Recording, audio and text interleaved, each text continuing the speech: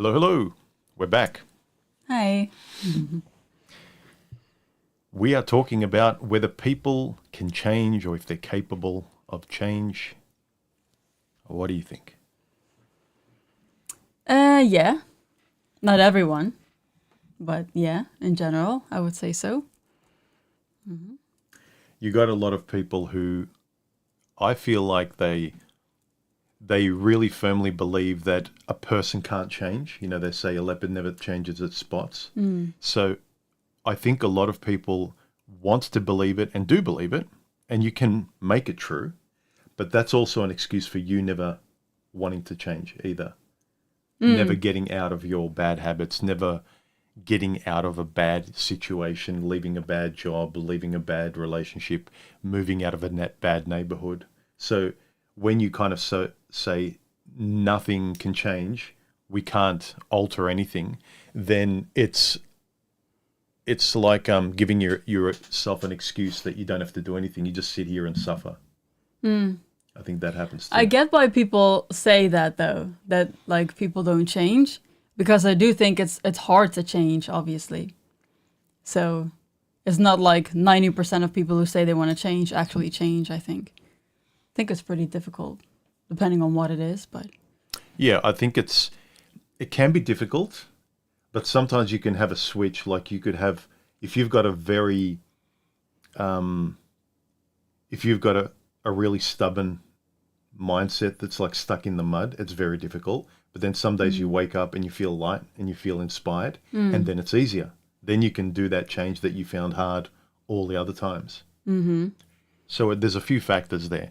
But people like to pick the easy path of, well, you can't change anyone.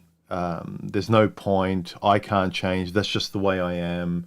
They can't change. I'm never going to forgive them because they're just going to do it again. So they love to think it's always black and white because that's the easy answer. And most of the time it's true. But I think especially for yourself, if you're trying to change something about yourself that you're sick of and you would really like to improve and you'd be proud of yourself if you stopped doing that or you started doing something, then I think there's just too many examples of both personally in my life. I've seen people change. I've seen people go from one way of living to another and they've never looked back and they never want to go back. But then you got the people that just don't believe in change and say, oh, you just wait, they'll go back. They might have been sober for 5 or 10 years. They used to be an alcoholic, but we're just waiting for them to go back. yeah, but that's, I think, a good point, because when does someone actually change themselves, or when is it just something they do? You know, like if someone was always overweight and then they lose weight all of a sudden, have they changed, or have they now just lost weight and might they gain it back later or something? Like when has someone really changed like themselves? You know what I mean? Yeah, there's two ways. I think there's two sides to it. You personally, you want to change, and you're wondering if you can or if you can keep the change going. And then there's other people wanting to be pessimistic and not actually believing in the concept at all. But yeah, it's kind of like, yeah, a person could go back to who they were and then you could say, see, they can't change, but you never know. But what if they never go back? Yeah, but that's what I mean. Like when is something, because changing something about yourself is a pretty big deal. That's why I say I think it's pretty hard to change. Because if I think about someone changing, that's like pretty serious. But then there are also people that just do things, like they change the way they do things, or, you know, but is that like change, or is it just that they're doing something else? Yeah, if they're consistently, you pick anything, like getting up early in the morning as opposed to getting up late all the time. You decide to make an effort to get up early or to get fit, and you do, and then you see the results of it. You get inspired, and you really enjoy it, and you love being this other person.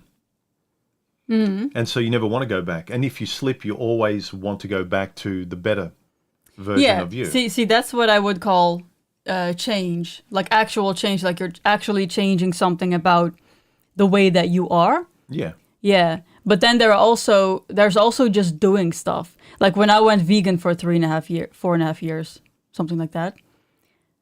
That was me maybe changing temporarily, I guess. But I just did something. But you don't know. Yeah, that's true. How do you know if something's going to stick? Mm-hmm. You know? And then you go through areas of life where this was, I really believe this was me. Like you probably believed you were vegan. I guess I changed twice. I changed to vegan, and then I changed back. Yeah, but you didn't know. For all you know, you could have found the light, like someone who finds religion. Well, I thought I did, but... And then, you never go back. But then something happens, or you reassess there's a crossroads in your life, and you really honestly feel like, I'm questioning things. And then you either stay, or you go off on another different path. Like, people love to have the security of whatever change I am, wherever I am, I want it to be consistent, and I never have to go into the unknown. Change is the unknown.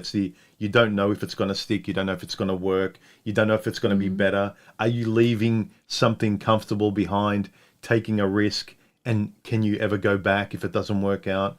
So change is always unpredictable. And I think that people want it to stick if they do make a positive change. That might depend on the person. I don't agree with that for myself.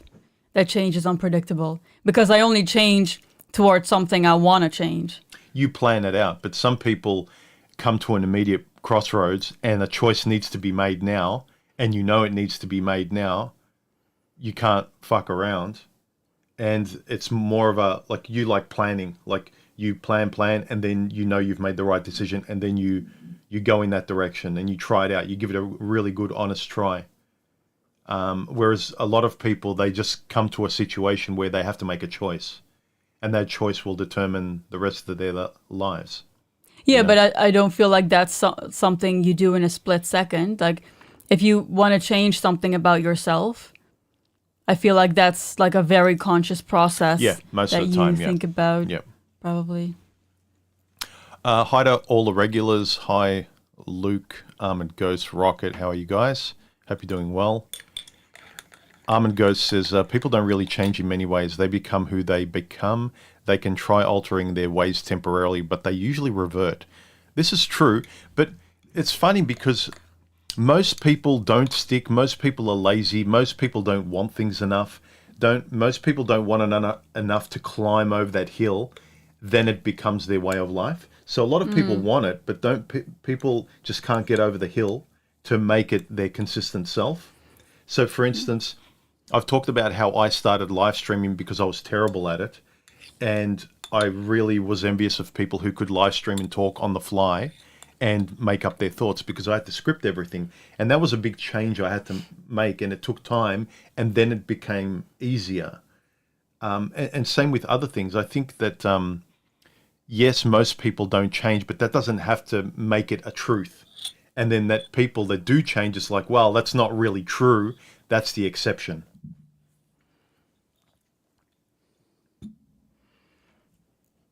What? I don't know. You go in so serious, like so philosophical. I'm like, we need to like have a chat before we start seriously talking. Did I just go off on? No, it's fine. No, but sometimes, because you think so big, sometimes it's like... Okay, what do you want to say then? Go on. Nothing. I was just listening. Luke says, people certainly can, whether they choose to. Yeah. A lot of things like change and self-help, all this kind of stuff where you want to better yourself, or you don't want to go back, or you don't want to make a mistake. Everyone's looking for the right plan, but then even if you have the right plan, it may not stick for you. It's so unpredictable. It comes with trial and error and where you are in life and how important it is and how life or death it is. Not in a literal sense, but in a figurative sense. Like, I don't want to do this anymore. I can't keep doing X anymore. That's it. I'm done. I need to, whatever I do, I'm moving forward. I'm tired, and I never will go back to doing it the lazy autopilot way that I've been doing it from now on. So it is very much a personal decision. I don't know. People like these simple black and white answers, like, do these 3 simple steps and you will be successful and your life will be better. It's like, yeah. No, I think change has to do with like discipline, motivation, commitment, all those things. And all those things are like super complex and they really depend on the person. Yeah, and that's why I think it's hard to change for a lot of people, because people all are comfortable the way they are. And then to change is like not very comfortable. And then it really depends on how badly you want it, how bad the situation is now. And then sometimes if you've gone through something really bad, then that can jolt you into wanting to change. So that can help. But yeah, it's difficult. It can be difficult. And sometimes you want to change something and you've wanted it for years and then you just keep not doing it. Like that happens a lot with diet. You know what I think? Again, people love black and white situations. It's great for movies. Like a person is one way at the start of the story and at the end of the story, they become somebody else. It's like a rebirth. But I think mostly what happens in life is that you at your core, you're always the same person. You don't change your core nature, who you are as a person. What happens is you just adjust and fine tune the parts that you want to adjust. You evolve in bits, but you don't change the core of who you are. I think that's the thing. It's very rare. And there are cases where people have completely changed everything about them, from their core to their lifestyle to everything. And that's what people love to watch and read about. But 99% of us just modify and,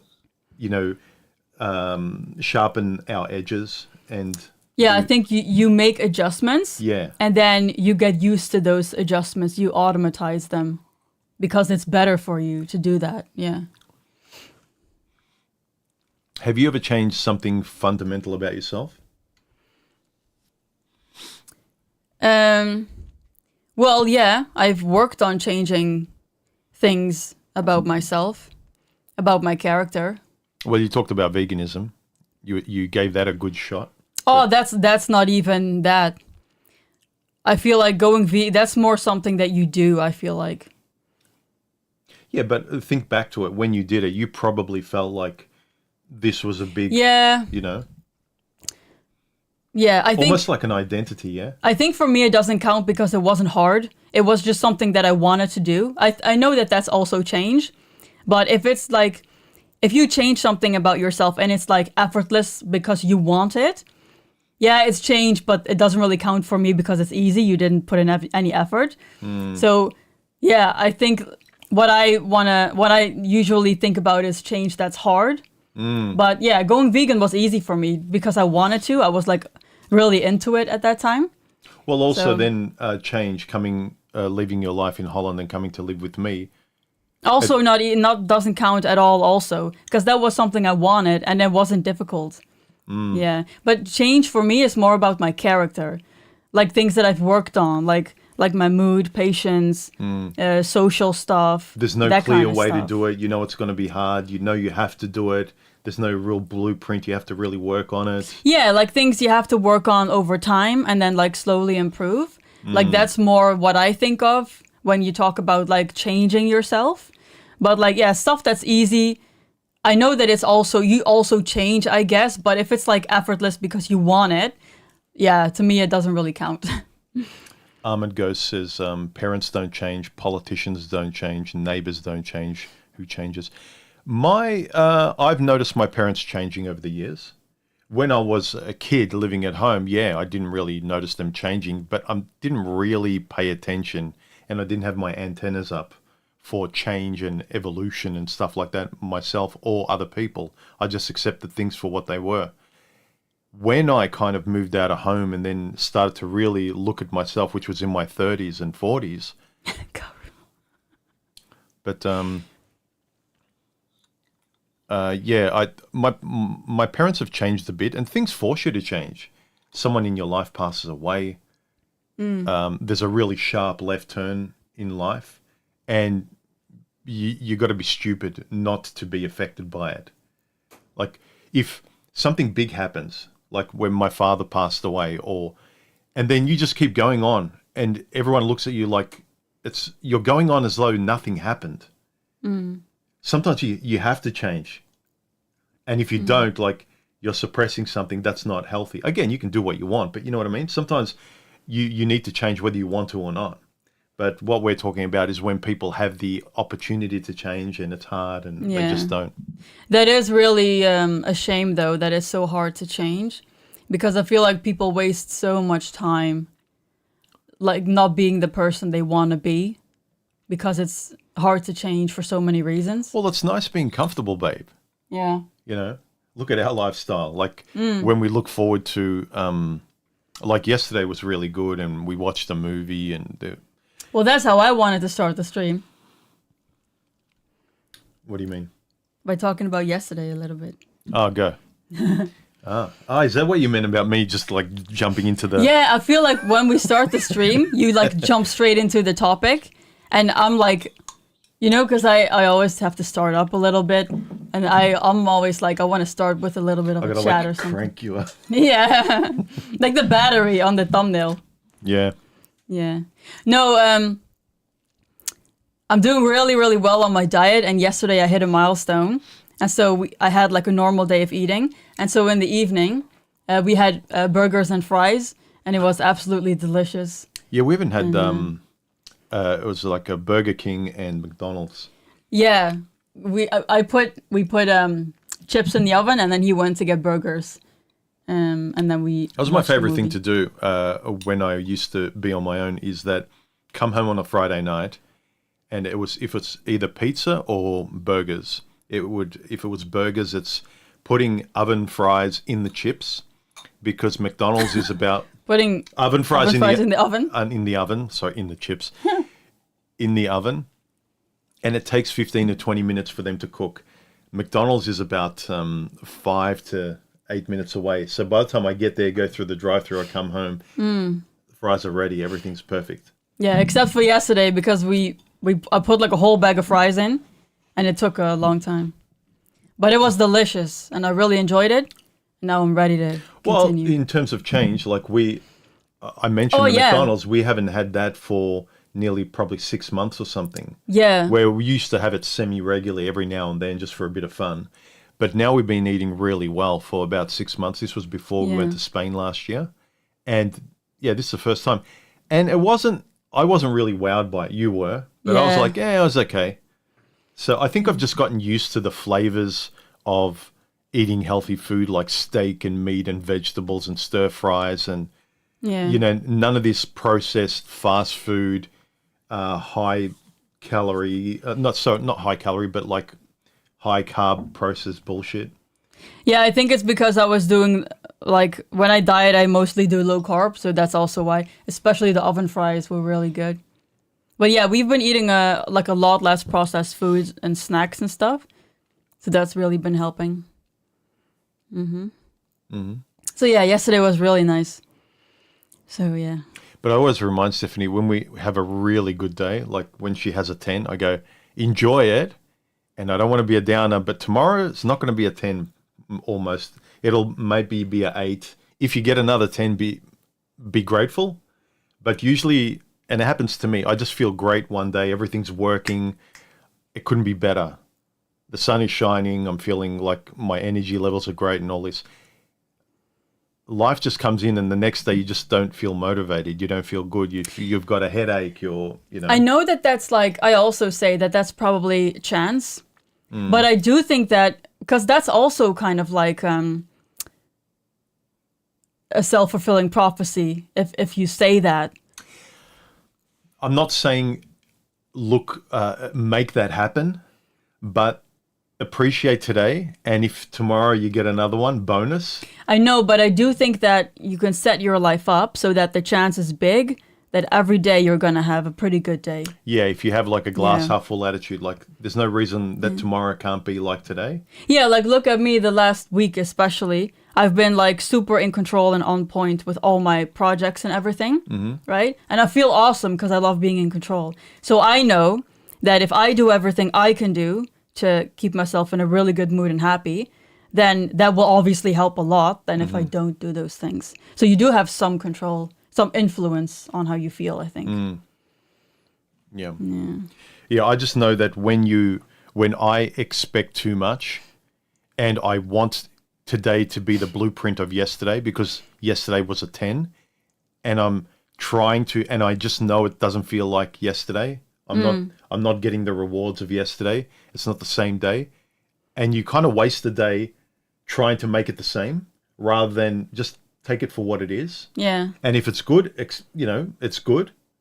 But sometimes if it's shit, it's just, well, accept it. Today is just one of those. And then tomorrow will be up again. Or who knows? But I don't think you should, like, every morning be like, oh, I expect this to be a good day. I think you should just live your life, but kind of go into every day with, like, the intention of just being relaxed and enjoying things and being happy with things. Yeah. Yeah. Yeah. It's whatever works for you. Like, whatever you can say or whatever attitude you can have that'll give you the best chance of having a day that doesn't frustrate you. Boffin, you can read his out, babe. I don't think people can change their core personality, but I do think with serious effort and dedication, they can change behaviors and habits, self-directed reprogramming. Yeah.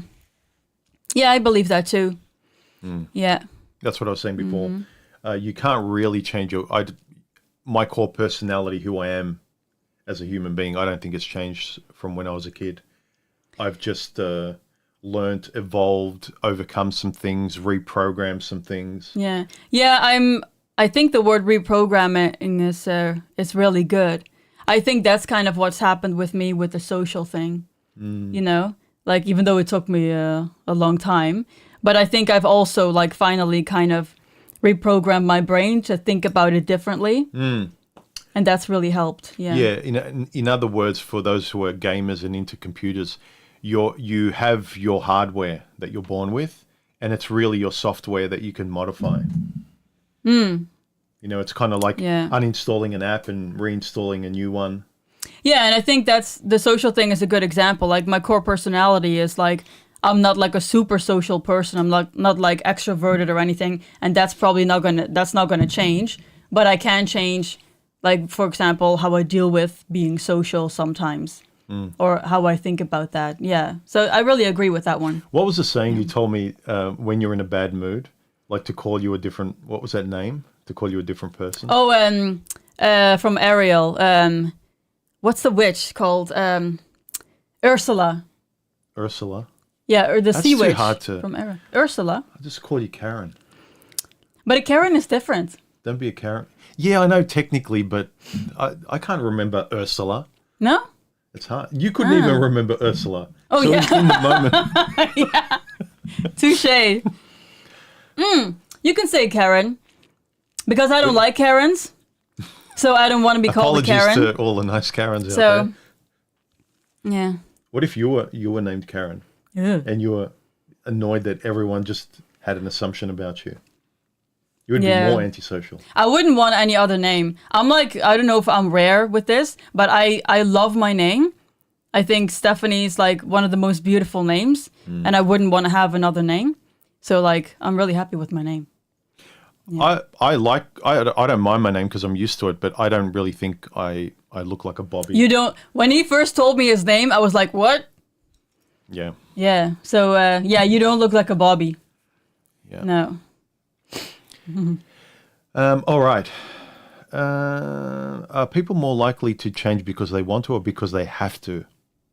Ooh. I would say the latter.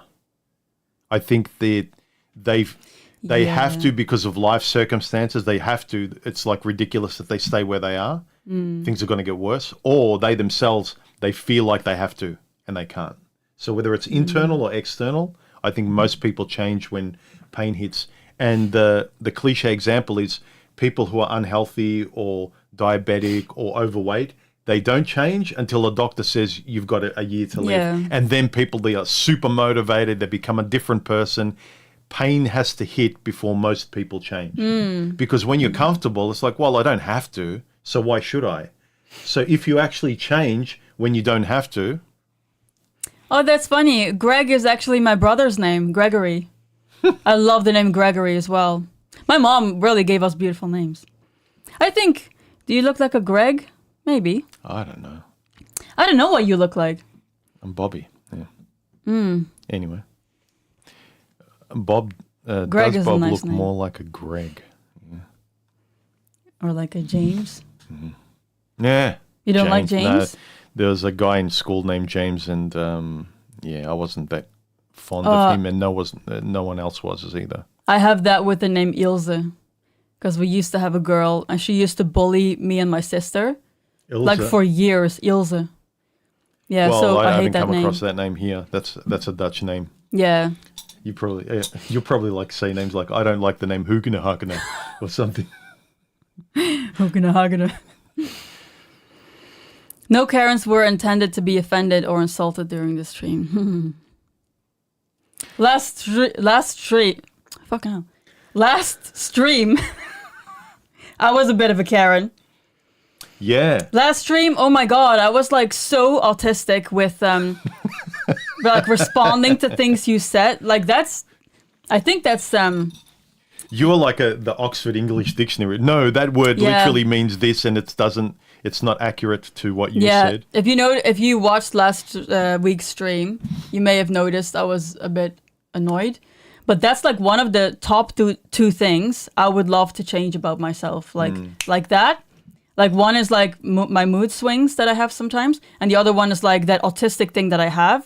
You're very literal. Yeah, that when someone says something and in my head it doesn't sound right, and then I have to try to fix it, and then I can get very serious and like argumentative sometimes, and then it just creates an awkward situation for no reason whatsoever, and it's like really annoying. I hate that I do that sometimes. So I'm trying to work on that. Yeah.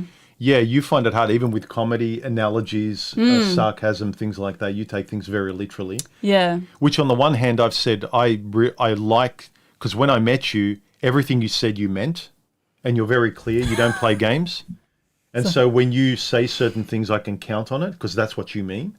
Yeah. So your values and like you don't gaslight, like you're direct, like you're autistically like A is A, B is B. Yeah. And I think that's why sometimes when I go off on my tangents and I use analogies and metaphors and all this, you're like, what? What are you just talking about? I was like, babe, no, I'm just making an analogy with this. Oh, okay. Yeah, but it is really annoying because sometimes when you're just talking about something, I would love to just listen to you, right? And just go, yeah, oh, that's interesting. I understand. But my brain is like a scanner, and it looks for anything that I think is not right. You know, like a painting that's like a little bit crooked. That's my brain. And it goes in and looks for that stuff. And then I'm like, yeah, but what about this? And what about this? And that's not correct and that's what my brain does. And I don't like it because I just want to be chill, you know? Yeah, but I do the same thing not as in an autistic way with when people speak, because I like the English language and I like it being spoken well. And when I watch YouTube and you hear, especially Americans today, they love saying important without the T. Yeah. The first T. And it's like, it's important. Yeah. You know? I love well-spoken English. And so when I hear that, it kind of really jolts me and I feel like I want to correct it without being rude. So I have that with, those people that say woman for plural women, and they say woman instead of women for plural. Give me an example in a sentence. Like if you're talking about a group of women, right? Oh, there was a group of women there. And who says that? People say that. I've seen it on the whatever podcast. Sometimes women say it like that. Yeah. And I'm like, what the fuck? That's yeah, like look at annoying. the women who are around the table. Oh, wait. What? Oh, yeah. Karu, see, you ruined last week's show, yeah. I was like battling with Karu last week. You shouldn't lie to him. He ruins every stream.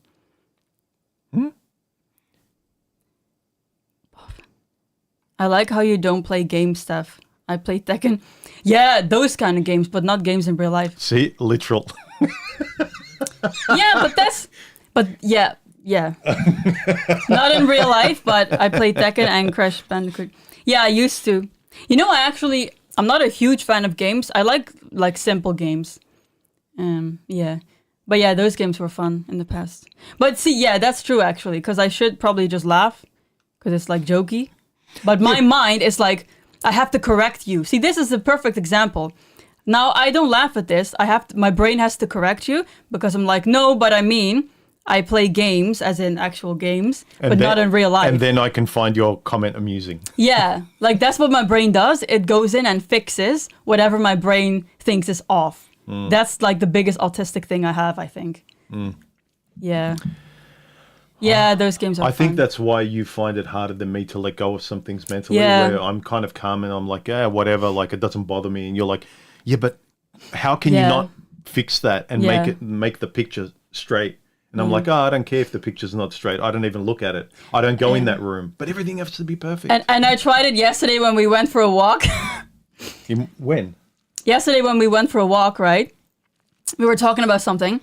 And then remember there was a moment when you were finished saying something. And I was just like... And I asked you. And you were like, what?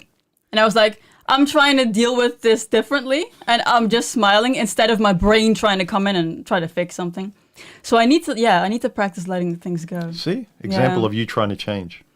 Yeah. So that's something I'm working on now. Yeah. What is one thing you would like to change about yourself now or in the future? So Those things I just talked about for Yep. me. Yeah.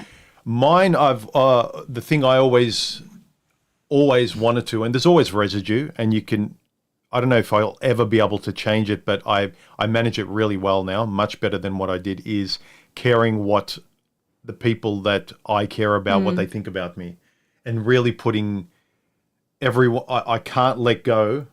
Again, my autistic side, I won't be comfortable unless everyone sees my point of view and understands where I'm coming from. And it's probably why I talk and explain so much. I just want to make sure that I'm clear and that people get me, that I don't offend them, that they, family, friends and whatever love me and don't take me the wrong way. And, whereas you don't care, like you're confident that you expressed yourself well and you know your intent. And if people take you the wrong way, it's like, well, it's not my problem. I wish I had more of that. And so that's the thing that I've always been working on the most. And my channel and doing streams is a way of better communicating. That's why I go on about it. It's improved my life to be direct, clear, and express myself as accurately as I can and not care so much that I always put the world and everyone else so far in front of me and I'm the last person to get fed, Everyone else gets nourishment and gets attention. And then if everyone else is okay, then I can calm down and, sleep. That's the thing. We are almost opposites in that respect. Yeah. But yeah, I think that's true for you, yeah. And I think to a lesser or greater degree, a lot of guys suffer from that. Like with women, when you hear about men and women's issues, asking them out, do they like me? Are they impressed? Whereas a woman can just be quiet and be impressed and whatever. A lot of guys have that default and be nice, be a gentleman, do this, earn money, create a future, treat her well. If you have a fight, always apologize no matter who was at fault. And it's always like, make sure your family, take care of your family, respect your mother, respect your, like it's always like respect and like make sure everyone's okay. I feel like apologizing with us is like 90-10. Oh, you apologize more than me, yeah. Yeah. Because objectively, I think I fuck up more. Objectively, I fuck up more. Well, generally, yeah, you do.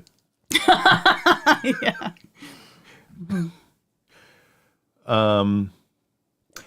Relationships, okay. Can someone change for another person, and should they? I did. Yeah, but there's some changes you shouldn't have to change, though. Like, Oh, true. But I changed my mindset about being social, like with his family, for example. That took a long time. I've worked on it for a while. But now I feel like I'm in a really good place, and it's like not really a problem anymore. But I changed that because that's normal, like I should. Like, obviously, family is important. So, but yeah, not everything, of course. You shouldn't change everything. Yeah, and it's also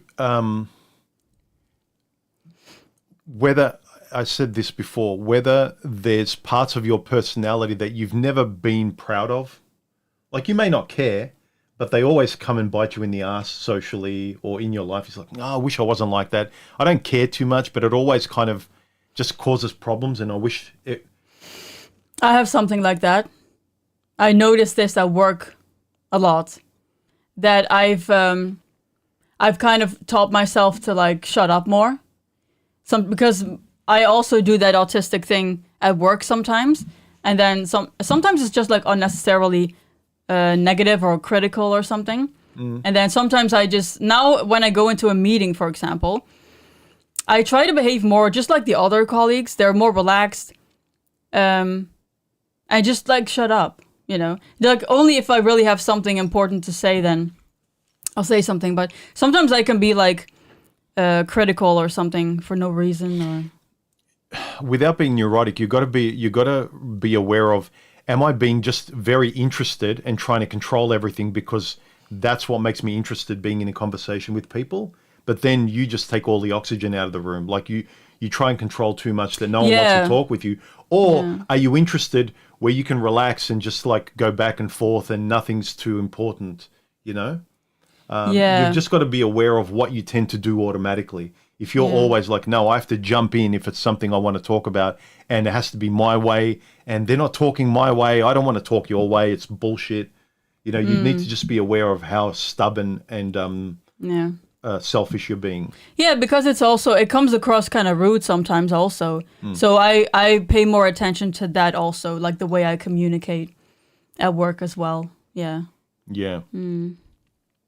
Well, yeah, sometimes in the moment you don't realize. It's only afterwards that you kind of, after an interaction with family, friends, colleagues or whatever, that you reflect on the way home. You go, I really enjoyed like how I came across, had a good conversation.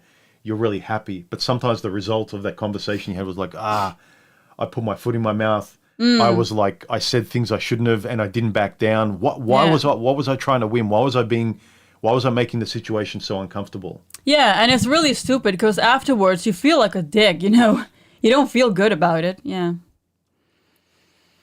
Melee says, I have a saying, Luke, accept the person how you found them, not how you wish them to be. That doesn't mean accept poor behavior. Yeah. Yeah. Unfortunately, a lot of people, when they meet another person, especially in romantic relationships, they like what they see and you're on your best behavior, which is like a very formal, polished, respectable version of you. But it's not the version of you when you calm down and you're just yourself at home.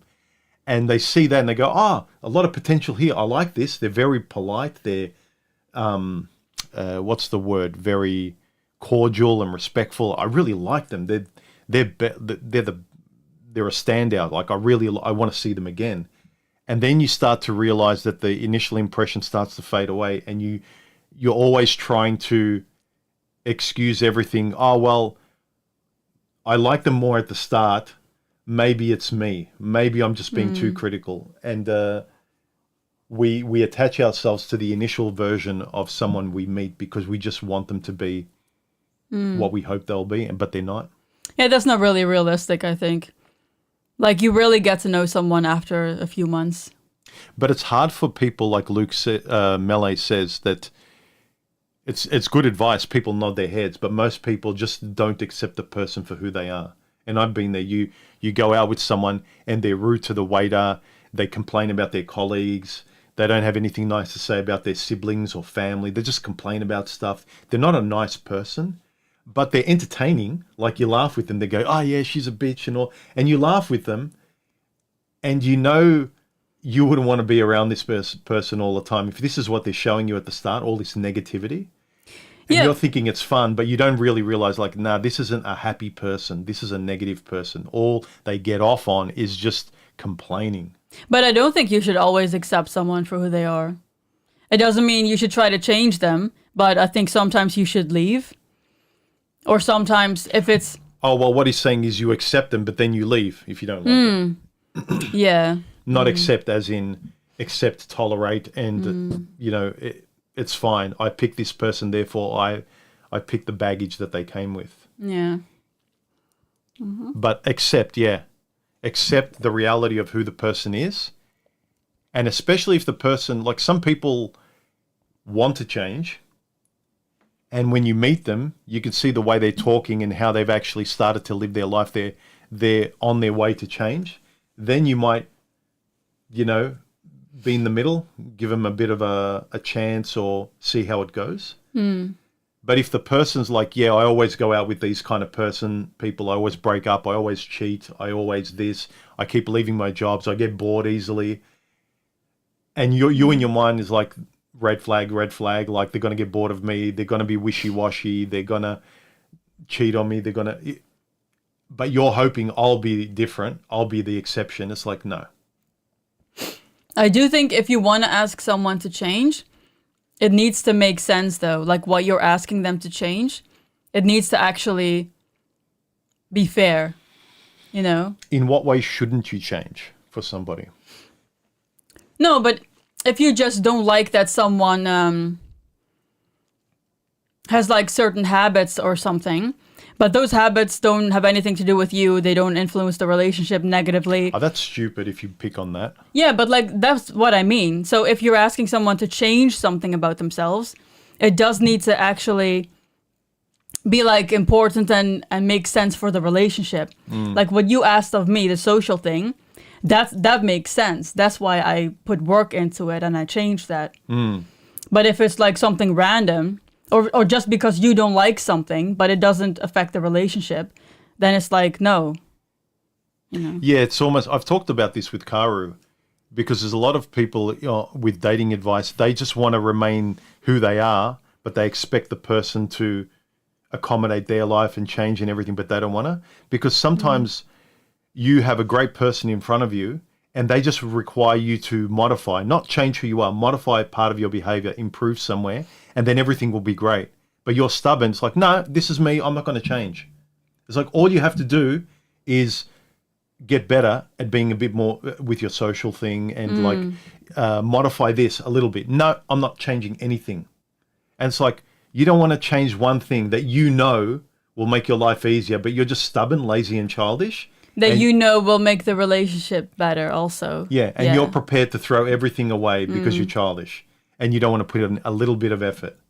You know, that you would probably expect another person to do in a different way. Like you meet someone and you expect them, oh, can you just change this to, it doesn't seem like a big deal, but it's actually a positive thing and they don't want to change and you don't understand them. So I think a lot of people sometimes don't want to change small things that are fairly reasonable, that aren't the core of your personality, but you don't want to change anything. And then those people get angry at the world all the time and keep talking badly about their ex when their ex didn't really actually betray them or do anything bad. They were just a different person, you know?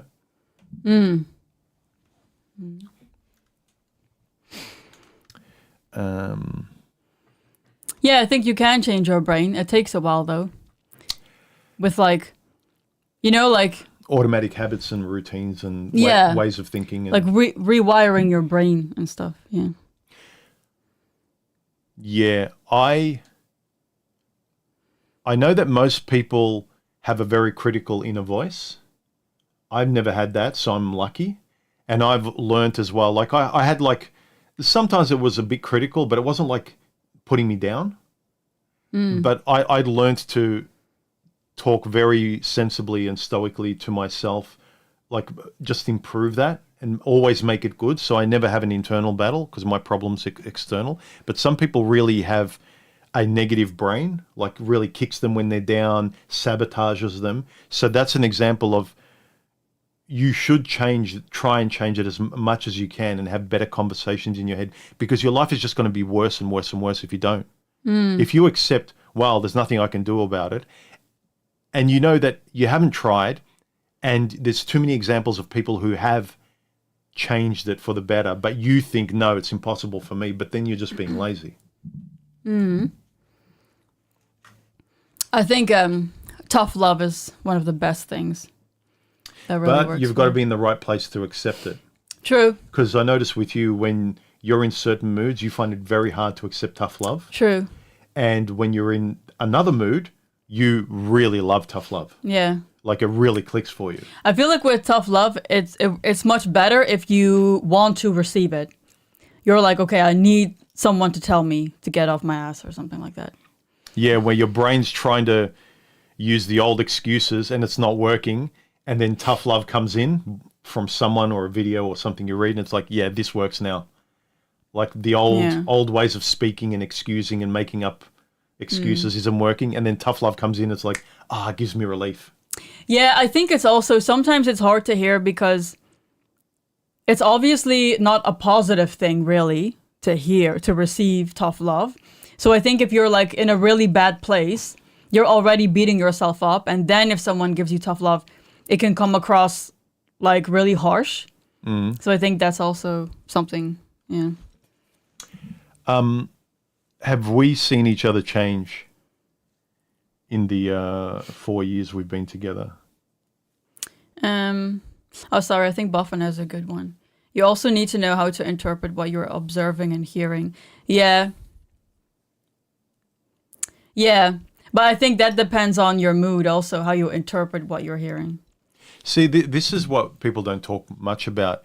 Interpretation and being in real time, observing things properly, being self-reflective, not always being right, being open to a discussion. Most people aren't. Most people are in the 5-year-old state of, I want to feel safe, and I feel safest when I know everything and everything is black and white, and don't tell me what to do, and I don't want to put in effort, and I don't want to change, and I want to criticize you, but don't criticize me. If you're in that stubborn autopilot, very childish state, it's very hard to change and better yourself. But interpreting things, that comes from actually being mature and learning how to take a breath and like assess the situation a bit better. How to interpret what you're hearing and observing. And yeah, like you mentioned before about the kind of the automatic autistic side of you, what you hear and observe in that moment, you might need to kind of hang on. What am I hearing? Yeah, What and am I? I don't even think it has to do with being childish or anything. I think it's just there are so many things that can affect how we interpret something, like your mood, stubbornness, habits, who says it to you, the situation that you're in. There are so many factors that play into it, I think. But say it's just you, it's not another person in front of you. Say you come across a situation in your day-to-day where your old stubbornness comes in, then you know what it is, but you're choosing to like interpret it in the old way rather than, this again, this frustration. Like, let me not just do it in an autopilot way. Let me consider it, take a breath, and what's the best thing I should do now? What works? Yeah.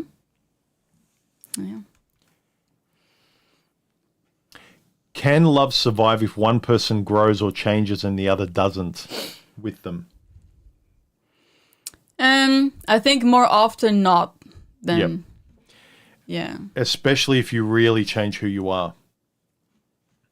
Yeah. Sometimes I remember seeing like, I think on Dr. Phil, this woman who used to be like morbidly obese and she lost all the weight and now she looks really good. And her husband like didn't like that she had lost all the weight and he was like upset about it. Yeah. Well, he probably said, this isn't what I signed up for. I got together with you. I fell in love with. Yeah, that's weird. Well, it's like you think not that it makes sense. It's rare that that's the case. That's very rare. But it makes sense that if you marry someone that they're thin and then they become an elephant, and then it's kind of like as well, you can understand the opposite end. So someone who really loves big women, you can understand his wife just becomes a skinny woman. It's like, yeah, this isn't anyone I'm attracted to physically and visually anymore. It's very hard for me to want you. Like, yeah, you're the same person, but when I look at you, like, it screws with my head. Like, when I met you, what I saw, what I felt, everything set in concrete for who I loved. And now you took away a big piece, and my brain and eyes, what it sees, and it wants to attach it to your personality. It really doesn't match anymore. Yeah. That is kind of shitty. I can imagine if someone marries someone, like a beautiful looking woman, like slim and everything. And then over the next decade, they just become like morbidly obese. And then it's like really unfair. It's more common that if you look more unhealthy or if you're poor, like you've got a life that's a bit harder and it's not as good, it's not as attractive, and you make your life more attractive, you look more attractive, you get rich, that most people would like that.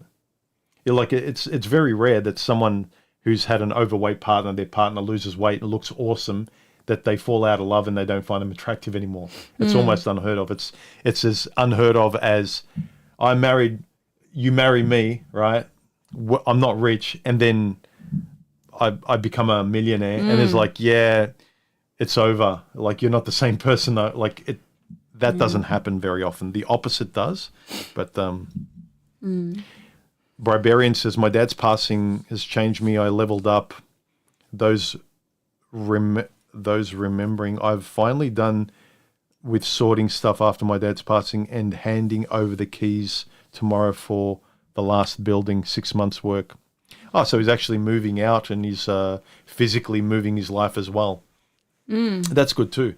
I think when you mentally change, when you physically change your location, change jobs, move house, whatever, that's kind of complete. Like, you really have changed to become a different, you don't go back, because you not only change your inner world, you change your outer world too. That's like, I think that's the best way to do it. I feel like often you need some kind of outside change with an inside change. You know, like after a breakup, people usually lose a bunch of weight, change their haircut, they change something. Yeah. Yeah, they change something external, their environment in a big way. They get new clothes. I think it makes them more complete. Yeah. I'm trying to think, when I went through a big change in my early 40s, if I would have moved house as well, that would have been a more intense, like even more of an intense change. It's to separate yourself more from who you used to be. Yeah. It helps, yeah. It's like, where you throw away all your clothes, you throw away all your books, you just wipe the slate clean. Mm-hmm. It's a good way, because there's no going back. You make the choice, like, there is no going back. Yeah. Yeah, I find that's the best way to even prove to yourself that you're really changing, that you make the decision. Because a lot of times you'll say to yourself, yeah, I've made the decision, but you haven't. You still do the old things. You watch the same bullshit online. You eat the same food. You do the same routines. And it's just you're hoping that you'll change. But if you actually do things, that's the best chance of changing. We do it too sometimes. Remember if we're stuck in the funk at home, I always say, let's change our state. Yeah. We go up, we go for a walk, let's go to the supermarket, get some groceries. And that's enough to kind of get you unlocked from the state you were in. Because usually your brain doesn't want to let go of making you feel like stuck in that mud. Which is harder to change, behavior, beliefs, or mindset? I think beliefs. Because that's where everything starts, I think. I find behavior, actually, because once I can actually get to the behavior or the timetable or the habit, then I start to believe it. So for me, it's behavior, I would think. It's harder to change my behavior. But once I do, my beliefs and mindset is much easier. I can have a good mindset, but if I don't get to the behavior from my mindset, then I start to get demoralized. I start to believe that my mindset and my beliefs are bullshit because I'm not doing anything. Yeah, I think beliefs, because I think what you believe determines what mindset you have, which determines your behavior. So if you just tackle your behavior, so you just start doing stuff like going to the gym or whatever, you can have motivation. You're relying on motivation to keep that habit going, but that can run out. But if you change your beliefs, then you're good, because that's going to influence your mindset and your behavior. So I think your beliefs are probably the hardest to change. That's kind of my logic, I think. Yeah, your beliefs are kind of tied to your values and your personality of who you actually are, because you can't actually force yourself to change your beliefs and become for instance... Yeah, like you can force yourself to do stuff. You can change your behavior. People do that all the time temporarily, but to actually change what you believe, like something that you believe about yourself, I think that's harder and takes a lot more time. Because if you fix your belief, that's going to influence your mindset and your behavior. So that's going to tackle everything, probably. Yeah, I don't think it's black and white again. I know people don't like that answer, but unfortunately, a lot of this human behavior, personal development stuff, it's different for different people. Stuff that I find very easy, Stephanie finds really a struggle, and vice versa. So, and also depending on the thing that you're wanting to change, external, internal, Yeah. you know, and some internal things are easy for me, but some internal things might be harder for me. So it's not always black and white. Yeah, that's true. Are there parts of your personality that feel unchangeable? That you Yes. think that will never change? Yeah. Yeah. And even if they are ones that frustrate you, I would say as well, is that the best you can do is manage them and be better and not be on autopilot and not do the easy thing. That's the best you can do, because a lot of the unchangeable stuff is from childhood. It's been conditioned through your whole life. And it's almost like you said, becoming a different person, which you can't really be at your core. Yeah, I think like what's unchangeable about me is like the selfishness that I have. I don't think that's something that I can change. That's like inherent. And then also that I'm not like a super extrovert or anything. Like I don't think you can really change that. That's kind of how you are. You can't pretend to love being a social butterfly and going out there, and you can't wait to go to a party. You can't. And it's also, what for? Why? Yeah, you can't like create that urge out of thin air if that's not who you are. And also, why would it be useful for you? It's not going to make you feel better. Like, why am I even doing it? You know? Yeah. Like, for instance, the social thing, you wanted to do it because of me and for us. But if I wasn't in the picture, it's like, why am I trying to be more social? Like, I don't really get much out of it. Yeah. What do you think about when people say, that's just how I am? I think I say that sometimes and you don't like it, and then you correct me. Like when I say I'm a control freak, you don't like it when I say that? No. Even though it's true. That's not. But I am though. No, but you're not you want control, but control's impossible. You just... Yeah, but that's besides the point. Okay. But I'm still... I'm a pretty big control freak, I would say, but I know that I should learn to let go more, to be more relaxed, which I want. The reason I say it is because then there's evidence afterwards where you don't need to be in control, and you're like, yeah, why was I so stubborn about that? It's just easy. It's like. But I do always say I'm a bit of a control freak. Yeah. But I know that I want to be more relaxed and I want to let things go more. Well, the best way to be relaxed is not to define yourself as a control freak. But if you say like, no, that's what I am, then it's even harder not to be a control freak. So just to label yourself something different. You just lie to myself. No. I'm super chill. What is control? I don't need it. No, but that's what self-confidence is. And like being more relaxed is you give yourself the evidence. You don't bullshit yourself. You decide you are who you say you are. You don't just show other people, you show yourself. And then you've got the genuine evidence of that there. You have and if you're proud of being less in control and you get good results in your life, then that's not. But you know what the problem is? It's with being a control freak, it's not black and white. Because I like being in control, because me being like a control freak, it also has a lot of positives for me. There are some negatives, but so it's not that easy. So that's why I don't want to not be a control freak per se, but I want to work on being. I want to work on being more relaxed in some areas. Where I need to let go. Where you want to control, like knowing where you, like, let's not put our hands on here, and like where it really is useful. So when you plan things, like she's a great planner, organizes, really great. There's no downsides to it. But then she's just in that one mode all the time, and she wants to control things that really shouldn't be controlled. Yeah, so there I need to be more flexible. Yeah. I have become a little bit more flexible. Yeah, you have. You have. I'm not going to say that you haven't, but yeah. And I think we all do to some degree or another, where with mine are more external. So mine are in different ways. Control freak examples.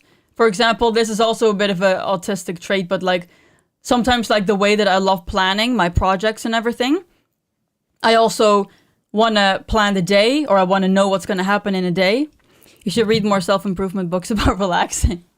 I've actually thought about Are you joking or am I now again? No, I think he's being responding serious. seriously? I think he's being Okay. serious. I was thinking about reading a book about like letting go, like something that can help to let go more. You're talking about this before. Like, even though you love me, you find it harder when I tell you something like to relax and let go. I think because you're always talking to me, like it doesn't kind of really hit you like watching a self-help video or someone else saying what I'm saying. You know, you said like when it comes from me, it doesn't impact you as much sometimes if it's just in normal conversation. But if you hear it in a video, if you read it in a book, if in the right time or place, that really impacts you. When I talk about it with you, that also helps because you're a really good example of someone who's very relaxed. You are good at letting things go. So I do look at you as an example. Like I want more of that. But what I mean more about reading a book is like to read about like different strategies and tips on how to do that. Like that's more what I not would just look from for. my, like I've just got, I've got my way, but it might not be like connecting with you or something. Yeah, but I'm not saying that I'm not getting stuff out of you when I talk with you about that topic because you are like a living example of how I want to be, like in terms of being more relaxed and letting things go. Because you are much more relaxed than I am. Yeah. Have you ever worked hard to change something and failed?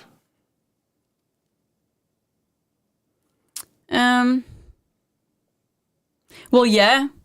I think with weight loss a lot, like sometimes when it doesn't work throughout my life, and then also with working on my character and stuff. But that's not really failing. That's more like you improve yourself like in small increments over the years. So that's not really failing, I guess. Yeah, you keep going. But, you don't kind of fail and give up. no, you can't really. Like if you know you have character traits that aren't good for you because they have a negative impact on your own life, but also on other people, then it's an example of, okay, I have to change because this is not fun, you know? So then even though it's hard, you keep working on it over the years. Yeah, and some of these things that I talked about, like I've worked on like for decades, you know, it's just something that's gotten better and better. Yeah, like I know I gave you that example one time about the social thing. Like when I was much younger, like in my early 20s or something, sometimes if I would be at a party or something and I wanted to leave, it would be like so instant and so strong. I couldn't regulate myself and I would just want to leave even if I was with someone. I think I told a story about when I was at a birthday party with one of my exes and I just wanted to leave. And then he was like, oh yeah, let's leave in like half an hour. And then I got my bag and I walked to the front door and he was like, where are you going? And I said, I want to leave. And then I'm like, I just wanted to leave then. So back then, like I couldn't regulate myself. Like it would hit me so intensely and I would just have to go. And now, because I've worked on that a lot, obviously I can stay and I can stay a bit longer and, you know, like I can regulate that a lot better. So I've worked on myself a lot during the years. Yeah. No, I'm laughing because like you're not anywhere near that bad. But I can actually see like little bits of that here and there, residue of that. You're kind of like you describe yourself almost like a version of that Ben Affleck character in The Accountant. Yeah. Like if there's one piece missing out of the puzzle, like you just go nuts. Like it has to make sense. Like everything has to be perfect. Yeah, I've also had moments where I just go like from 0 to 10, like furious, like, and it doesn't even make sense. Like one time I was in a city and I had to go to the toilet and I went to McDonald's to go to the toilet and I asked the girl, oh, can I go to the toilet? And she said no. And I just went from 0 to 10 and I just got so pissed off that I just couldn't go to the toilet there. And then she was like explaining something and I was like, okay, whatever. And I just walked off. Like stuff like that. It's just like out of nowhere. It's like weird. I don't know. Well, he asked for examples, so Okay. I gave some. Yeah, failed. It depends on how badly you feel about failure or how you take it. Yeah, you try, you fail. Some people don't even like to use the word like, I don't fail, I learn. Yeah, whatever. You failed. Like you didn't win. You failed. You know, you got you wanted to get second place. You wanted to get first place. You got second. You failed, but it's okay. You can look at it in context. Yeah, I think you can say you technically failed, but you still got a lot of good stuff out of it. Yeah. I recognize that also. I think yeah. people need to really just lower the intensity of what failure seems like. Steph is Fast and Furious. That's awesome. I like that. The Fast and Furious. Yeah. Yeah, I've failed heaps of times, but I keep wanting to. I learned something. I can do it better. Like whatever I tried and failed at, I learned how to do. I put my hands on it, so there's no reason why I can't do it again. If the failure means like there's no way to do it anymore, like it's pointless to even try again, then fair enough. But failure just means that you failed that time. And there's a difference between failing and just doing things the exact same way and expecting different results. That's different. Yeah. But failing means that there's a way to succeed. You know, and for me, it's anything I've become good at. I became good at because I realistically looked at, yeah, I failed, but I can do it again in a different way. I know the failure point. Let me avoid the failure point. Yes, I did. I saw the movies. I think we've seen all the movies now. We had like a marathon a while back. Did we? We didn't Yeah. watch the first one. I think we watched from like Yeah, 7 to 10. Yeah, we watched all the ones we hadn't seen yet. Yeah, but I've seen all of them. I like the first one best, of course. That's weird. They go from the first one, a couple of young punks stealing cars, and the last one, you got black guys in space Oh, with yeah. like sticky tape around That them. was like too far-fetched. Yeah, now it's ridiculous. All right. Yeah, the first one's the best. What's one belief you used to hold strongly that you've completely changed your mind about? Like that's no longer part of you? I think I have become much more flexible with social stuff. You know, like I used to always say, oh, I'm not social, I'm not social. Now, I think, especially because I've changed a bit regarding your family and everything, I've become more relaxed. And also at work, I've become more relaxed and I enjoy socializing more now than I used to. So that's something I've kind of changed my mind about. It's easy to be black and white and say, I'm not social, but then you realize, no, I'm only social in a certain way.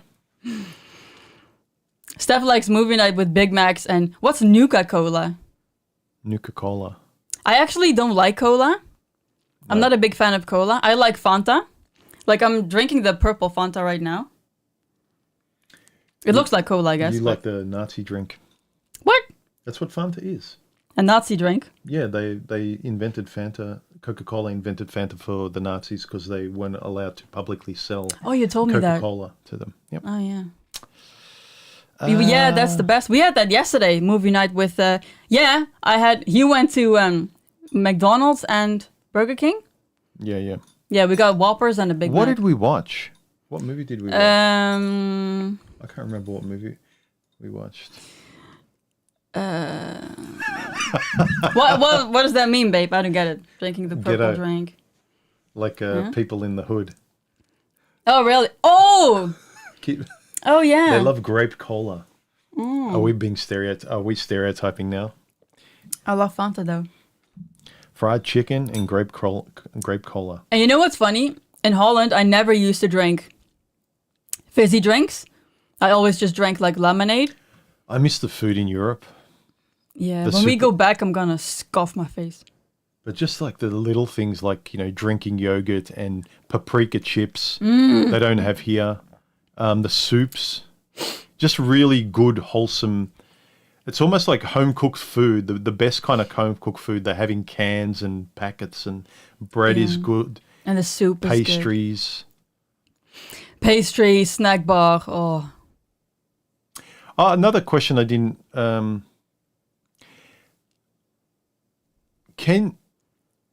we talked about can love survive if one person grows and the other doesn't. What about with family and friends as well? Because we see that more common and people accept that. Like friends grow apart, people are estranged from their family, they don't talk to their family anymore. But for some reason, when we talk to this about the same thing with like lovers, it's like, no, you got to work on it no matter what. But it doesn't matter if it's family, friends, or your romantic partner. If you just change your belief system and you go off in a completely different direction that another person can't follow, because then they will become someone they don't like, They're just following you. People grow apart. It doesn't matter what it is, you know? Yeah. I really don't understand how you don't have paprika chips. We don't have it in Australia. It's really stupid. I think it's because we're really big on barbecue flavor, and barbecue has a lot of paprika in it, but it's got a lot of other herbs, and it's not straight paprika. And so they just figure Australia has just learnt to do. Yeah, we only drink sugar-free drinks. Yeah, of course. Like, because else it's just empty calories, you know. Surely they have the awful sour cream chips. Yeah, we have sour cream. We've got obviously salt. Salt and vinegar is very big here. Salt and vinegar chips. Yeah. I don't know why I don't like it. We've got cheese. Everywhere's got cheese, right? Yeah. And barbecue and chicken flavor. Yeah. Yeah. I always eat like prawn chips. You know those that you get from the Asian place, like the prawn chips? And I always get one that's like barbecue flavor. It's delicious. It's my favorite. Boring. He doesn't like it. I love it. Because they're also low calorie. One packet is 400 calories. Because they're the chips I'm always used to getting from Asian takeaway. You know, they give you a big bag. Ew. Big bag of like those prawn chips. And to me, they're just like oily foam. Yeah, but those are boring. Yeah, but mine are barbecue flavor. I might try yours just to Yeah, see. they're good. And if I don't eat those, then I love Doritos. I love Doritos. Yeah. And if I don't eat those, then I'll have like barbecue chips, I guess. Barbecue's pretty good. I eat sour cream out of the tub. That sounds gross. That's what Lily does. My niece. Oh, yeah. She loves. Yeah. My mum feeds her bread. Yeah. Bits of bread and sour cream. She just loves it. You know what I always found so gross looking? Cottage cheese. Really? It looks like puke or something. It looks gross. Yeah, it looks. Well, it is leftover. Like it's the stuff on top Yeah. of like the way they process it. But it is healthy. I can't even get myself to try it. Pork belly. Oh, I tried that once. Remember, the pork chips or something. Oh yeah, that's kind of a greasy flavor. But we do have like a bacon flavored chips, which is nice. Yeah. That's yeah. Anyway, why are we getting In on Denmark. this? Oh, do you live in Denmark? I would love to go to Scandinavia one day. I thought Barbarian, you lived in Germany. Okay. Is Denmark where you have the hygge? Hygge? I think you say hygge. What's that? Which means like a coziness or something like that. Yeah, I know. I think that's from Denmark. Oh, the term hig. Yeah, Hig. hygge. I think YGG or. Yeah, I think you pronounce it hygge or something. Yeah, it's supposed to mean comfort with people, doing nothing and just hanging out around a cozy fire and whatever. Yeah, I bought a book about that a few years ago in Holland. Tell us if that's true. Why do you think people don't like change in general? Because it's difficult. No, we haven't been to Iceland, but we would love to. Yeah, I would love it if you could pronounce Louder, it. babe. They didn't. Hygge. Yeah. Oh, yeah, Scandinavia is awesome. I would love to go to Denmark. I've been to Norway actually once.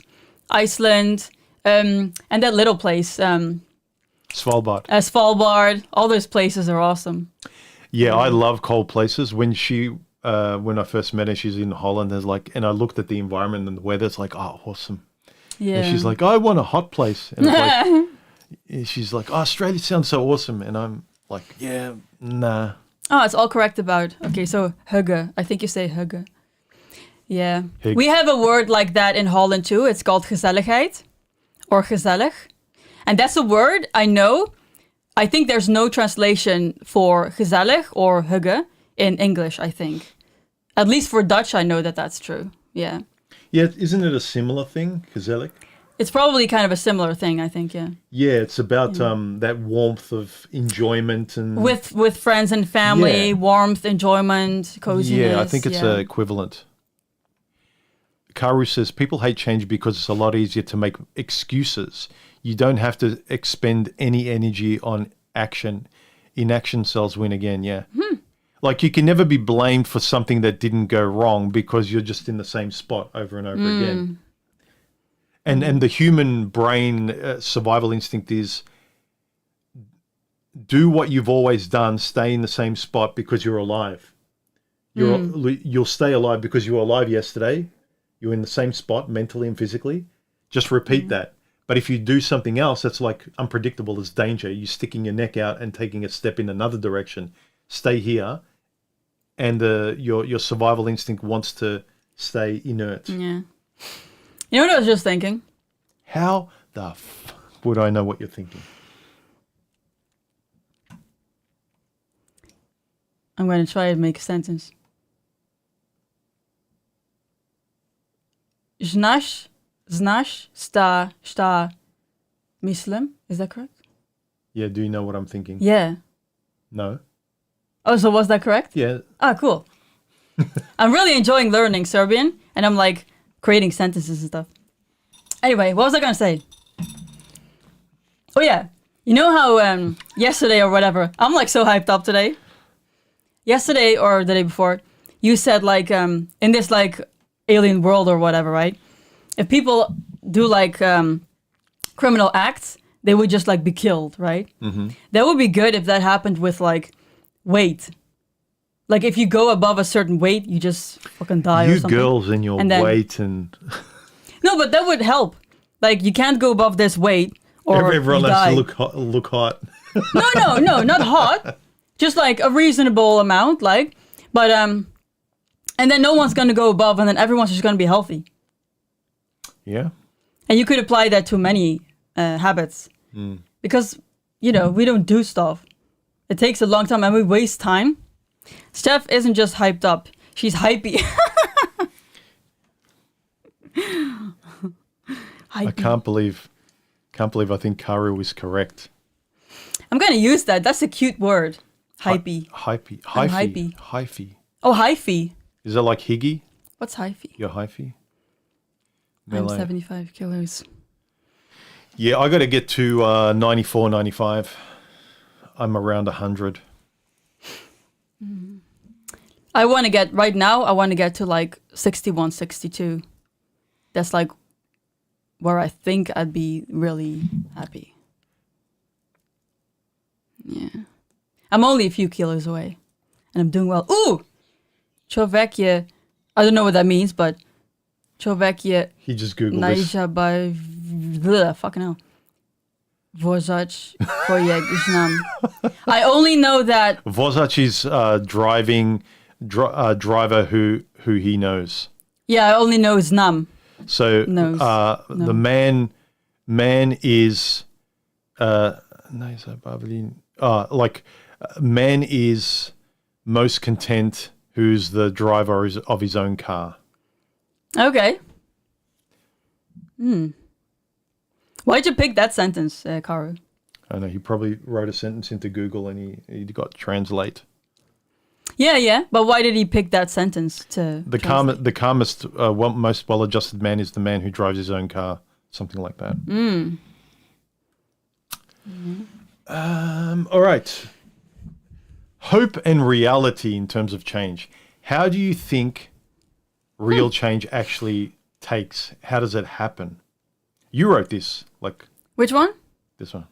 How long do you think real change actually takes? Well, it depends. It can happen like that. It can also take years. So that really depends on the situation, I think. The most entertaining driver I know.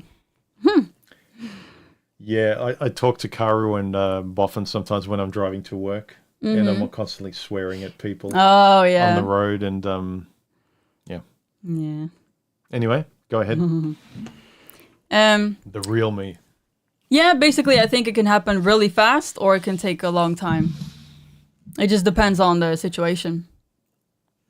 Yeah, and I've experienced both, so that's why I know it's true. Yeah. I'm gonna wake up.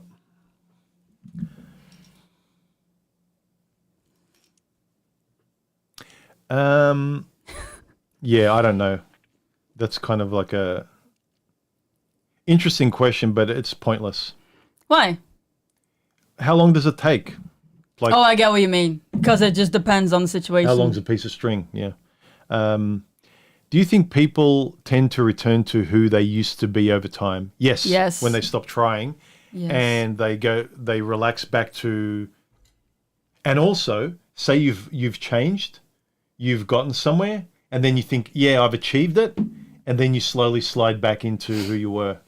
Like you think, I achieved my goal, I've become this, like I've let go of that, and then you get comfortable, and then you slide back into your old habits without even realizing it. So I think that happens as well. We got a question about you, babe. About me? Which habit do you think human needs to change ASAP? Nothing. Come on. Nothing. ASAP? Oh, right away. Yeah. There's nothing I think you need to change. No. What do you need to change? There are things that you could change to that would be like a little bit better. Like, yeah, that would I would enjoy not being irritated by or whatever. Like, but not really. I think I'm pretty happy overall with my foundations of who I am. But little adjustments, yeah. Yeah, but for me, no. I don't think there's yeah, I don't think anything there's you any need to change. ASAP like something critical. No, he's like so good for me. I love his character. I love the way he is.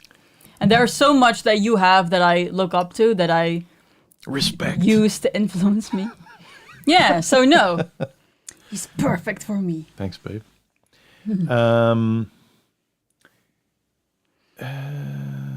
What's it? Is believing someone can change an act of love or naivety? Oh, they can be both.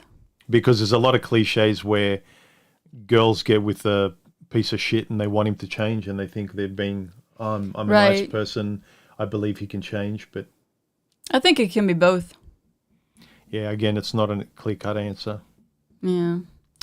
But again, like I think it was Luke who said before, you really need to be honest about if a person shows you they're a certain way and they talk a certain way, don't hope that they're going to be someone else, especially if they're telling you and showing you. Just take them for who they are. And if you want to clarify, ask them so they tell you exactly where they stand. Because you might think, oh, well, they're okay, but they'll probably want to change in the future if they want to get into a relationship. They're probably going to change if they become a mother, if I want to have kids. But ask them, because they may say like, nah, fuck that. I'm not going to change if I have kids. Even if I have kids, I'm not going to change what I do. I don't give a shit. And then you're like, whoa. Yeah. So don't assume, always ask. I don't ever want you to change. You need to stay like this. Well, I'm going to get older, babe. I'm going to fall No, that's apart. physically. I'm talking about. I'm going to wear diapers. So am I one day. Yeah, but yeah. Anyway, yeah. Try and stay as fit and healthy. No, but I don't mean physically, babe. I'm talking about your personality. Personality and stuff. Oh, yeah. Yeah. Yep. No. I know we are going to change physically. Yeah, and I think if you're honest and you pick the right kind of person that matches you, they're not going to change their core personality. Like you're improving in areas that I think are good for you and for us. I'm only changing like positively. Yeah, yeah. Yeah. But don't sort of throw away the areas like the laughter and the humor and how we hang out together and what we both enjoy and points of view, you know. You become, you go one way in your beliefs and I go in another way. You know, you don't want to do that because right now our beliefs are aligned and things like that. Mm-hmm.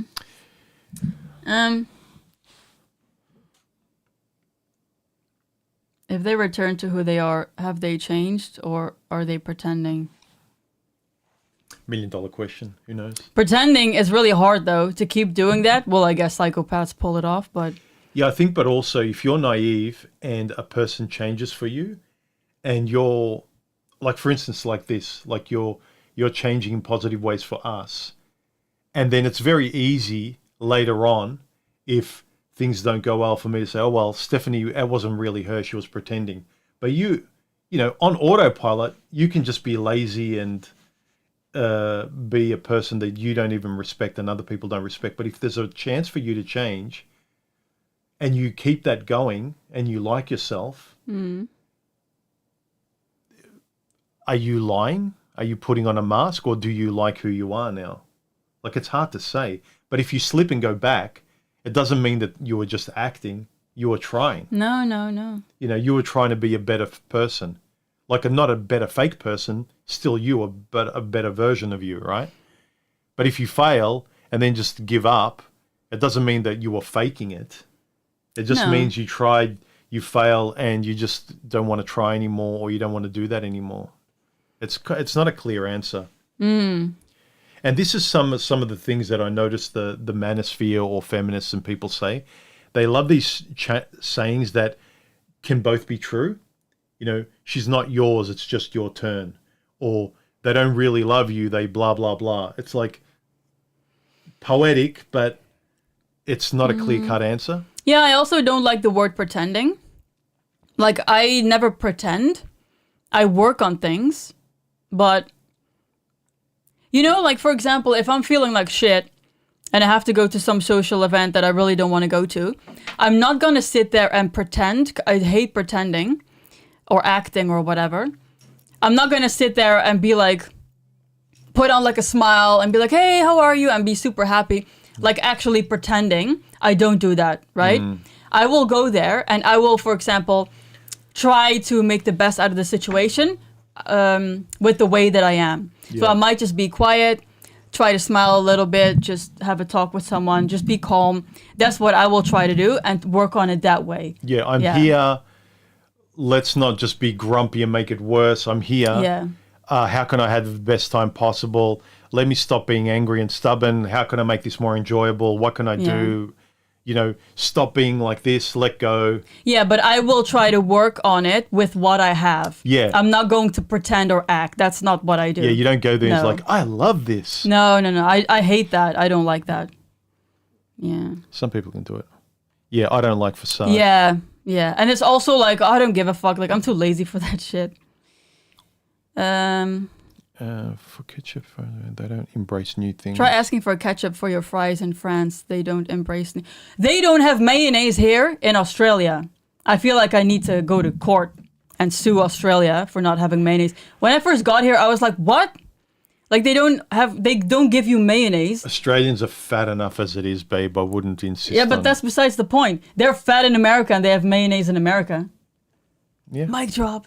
Yeah, like they need to have mayonnaise. Well, in Australia, we've got like pies and sausage rolls and everything's been in sauce, like ketchup. So we've got a big ketchup culture with our fast food, but not so much mayonnaise. They put mayonnaise in burgers sometimes, like Burger King and things like that, but we don't have it dipping sauce.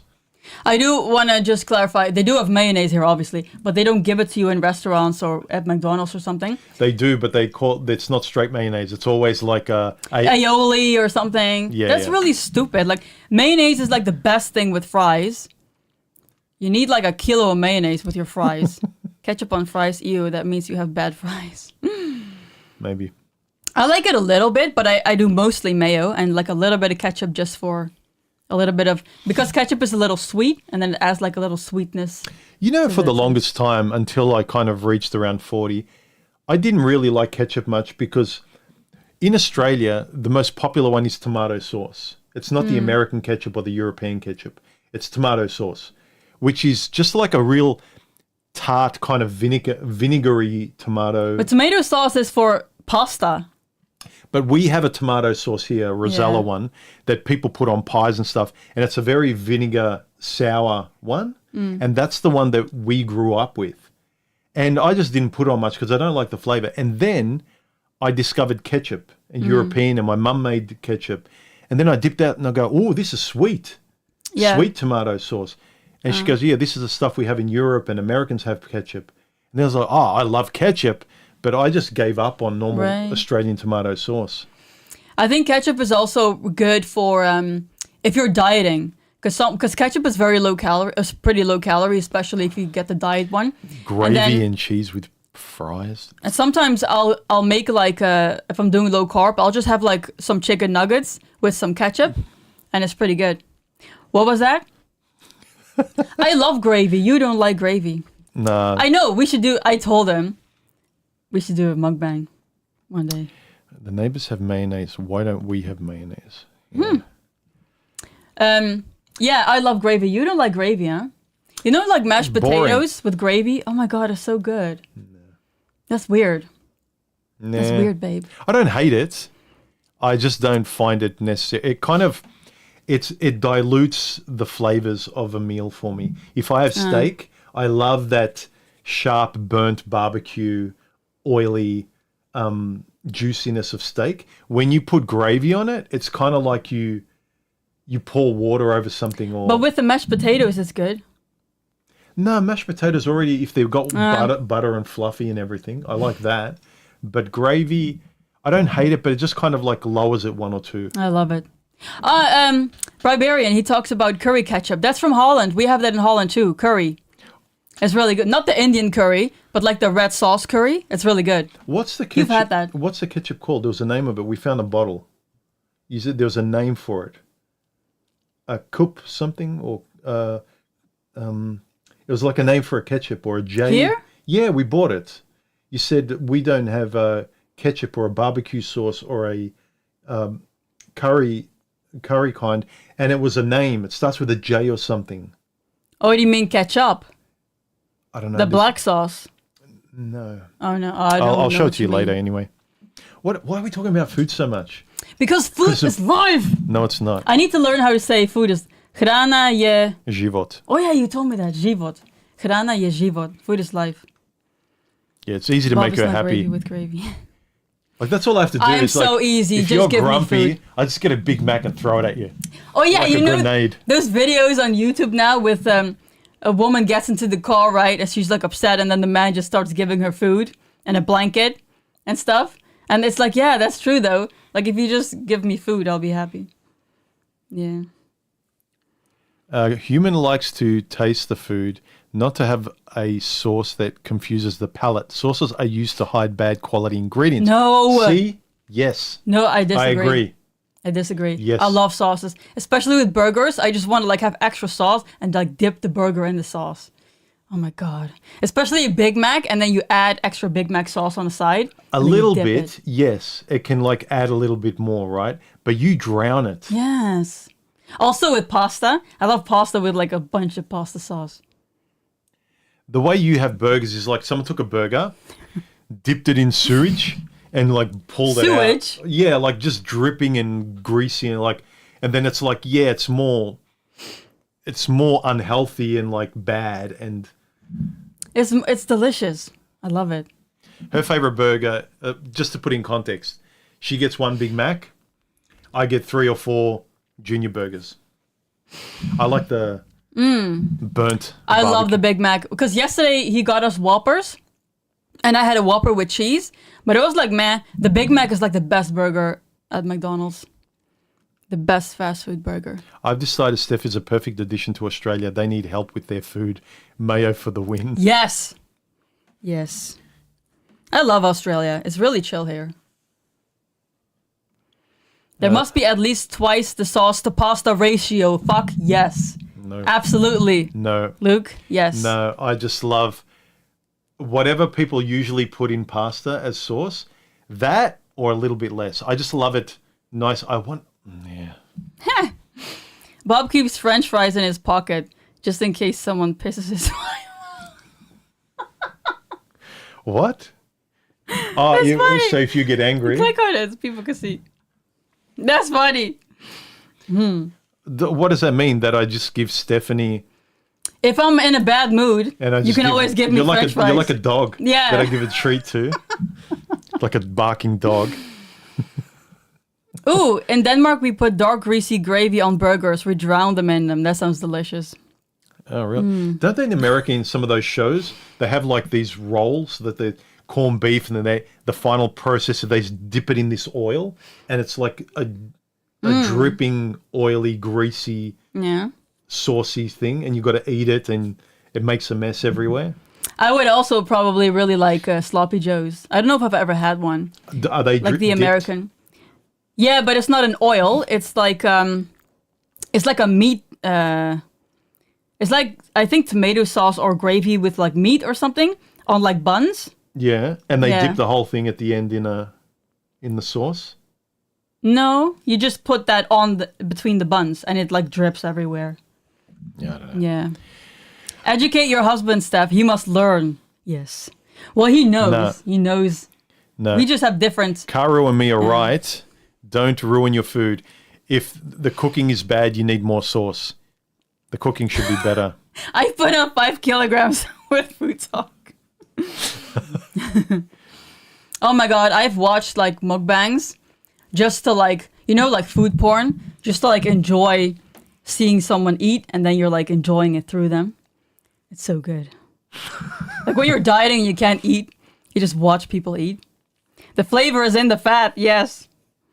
Steph wants to turn all food into soup. Yeah, pretty much. Dutch soup is awesome, though. I will say, in winter, your canned soup is fantastic. It's really thick, great flavors, very salty, very I don't like that you guys don't have soup with balls in it. We have meatball soup. Yeah, we have tomato soup with like little meatballs, vegetable soup with little meatballs. It's delicious. And yours is your soup's a lot thicker and richer. Yeah. It's almost like a goulash. It's really, really nice. But here, everything's just watery. Here, it's whatever is cheap to make. Yeah. I've always got to mix things. I've always got to like mix a can of baked beans with soup and vegetables, like to make it like a thick broth, and then I make my own. Yeah, that would be better. Yeah. I have found a really good minestrone soup now. Or minestrone. Minestrone. Oh, no. Minestrone. It's not minestrone. It's minestrone. No. You don't have soup with balls in meatballs, Karu. I say balls because in Dutch we say balletjes. We just say little balls. That's why I say it. What's the other thing? Poffertjes. What are they? Oh, little pancakes. Oh, yeah. Poffertjes. So, ches at the end means small. Mm-hmm. Yep. Yeah. No matter how fat you get, you'll never have taste. Yeah. You can add a lot of fat to something as long as it hasn't got flavor. What? Huh? No matter how fat you get, you'll never have taste. So, like they say, you dip things in grease, dip things in fat, whatever, like a lot of sauce, but it doesn't mean it tastes good. Of course it does. You can make something shit taste. Well, you can just serve someone cardboard and cover it in mayonnaise and you go, yeah, good. But who's going to do that? But if you're eating something you know is good and then you add sauce or whatever, it's always going to be better. You know what I've discovered recently that I really enjoy that's healthy is a really good tuna salad. Yeah, you've been eating that a lot. Yeah. I really make a good tuna salad. It's a lot, and it sounds boring. Like whenever I'm not that hungry after work, I don't want to eat and feel full and sick. It's like I'll just have a tuna salad, but the flavors are so good. Get yourself a really nice tuna in oil, not brine or seawater. Drain the oil, and then frozen peas, right? Frozen from the freezer. Frozen peas, canned corn, drained. Cucumbers cut up. Mayonnaise, a dollop of mayonnaise. Onion, tomato, a bit of lemon juice, a little bit of vinegar, and at the end, you mix it all up and you crunch up corn chips. Oh, right, yeah. It's the best. Have a try. It's awesome. Yeah. And you don't have to cook anything. It's just all preparation. So the best meal, and it's fairly healthy. Boffin is an acquired taste. Boffin and I both like sausages and salamis, like cured meats and those European style ones. Not the fatty American Western ones, but the Italian European salamis, sausages. Yeah. I love Hungarian salami. Okay. Yeah, you love salami. I love sausages though. I don't eat them enough. I don't eat them a lot because they're usually high calorie. Yeah, olive oil and lemon as well. Greeks love olive oil and lemon in everything. All right. Have we talked enough about this stuff? I don't know. Have we? It rhymes. I wanted to ask you something earlier. We've been talking for nearly an hour and 40 minutes. Oh, yeah? Look.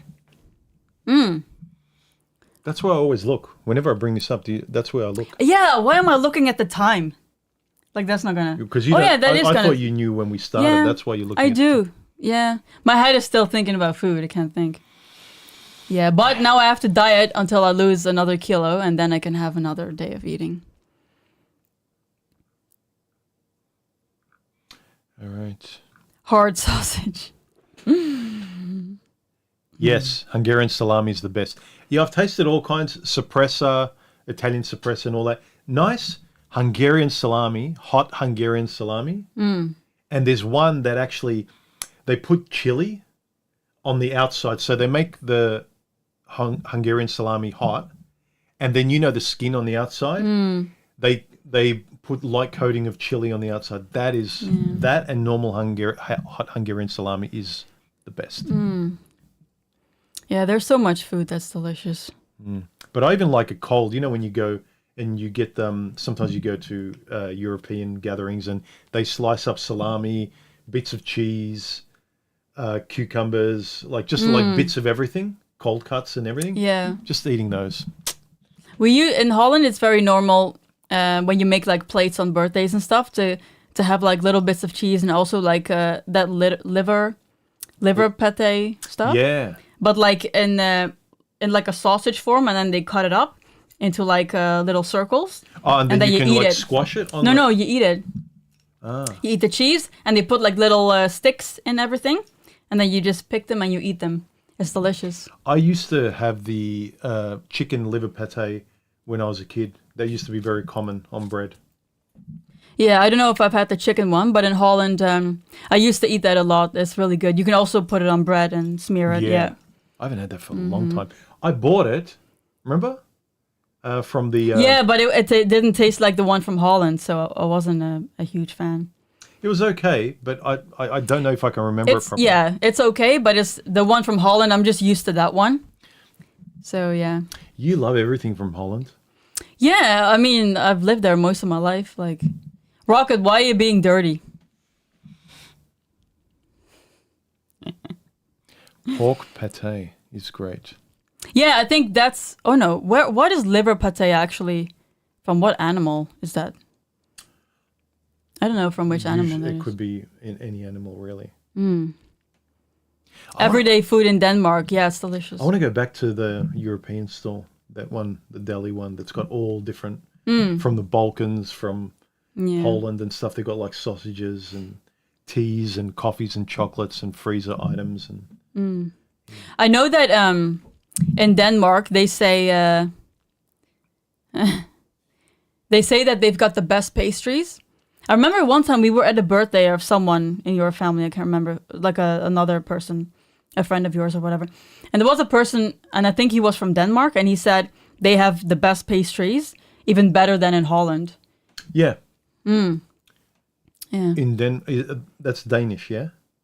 Yeah. That makes Danish. sense. Danish pastries. Yeah. It's a common phrase. Yeah. So they have very good pastries in Holland as well, but Yeah. I've never had Danish pastries like actually in Denmark. What's your favorite pastry? But, oh man, I love appelflappen. Those are good.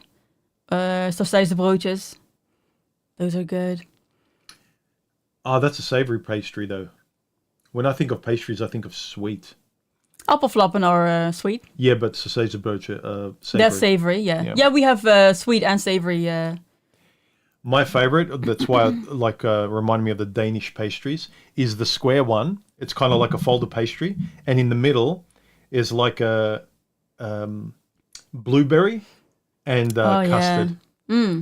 And it's all kind of sugary and wet. It's like a square pastry. That's my favorite. Yeah.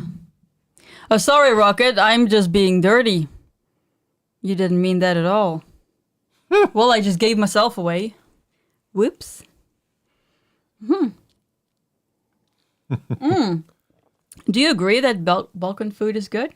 Everyone says it. I grew up with it. I find that it's kind of bland. It's got a subtle taste, which is probably why my palate is subtle. And I like, it's very barbecue-y. But depends on the food. Depends on which food. So the soups are nice. Like last time we were there, Mum made chicken soup. It's really nice and salty. And then it depends. Family to family, some people salt their food more than others. Cevape, that's like a barbecued, it's like a meat, like a sausage meat. Burger meat, but it's rolled, like it looks like a turd. But it's rolled, but it's nice. Depends if you burn it enough and barbecue it enough. So it depends on the cook. But Balkan food's pretty good. I think I'm just used to it, and it's like it's okay. Some Balkan food I really like. I like pasulja, which is bean soup. And goulash. Oh, is that the one that your mom made? Yeah. And I don't like that one. And you like why? Because it The tastes flavor. the flavor, but also it tastes like there's what you call it, like gravel. It's like there's gravel in there or something. Really? I love it. Yeah. I love the bean soup and the goulash because you dip it in sauce and you eat it with onions on the side. With food, we can all be biased. Yeah. Yeah, anyway. Venison sausage is very dry because it's very low fat, delicious. Ah, is it low fat? I love sausage, but I don't eat it much because it's very high fat usually.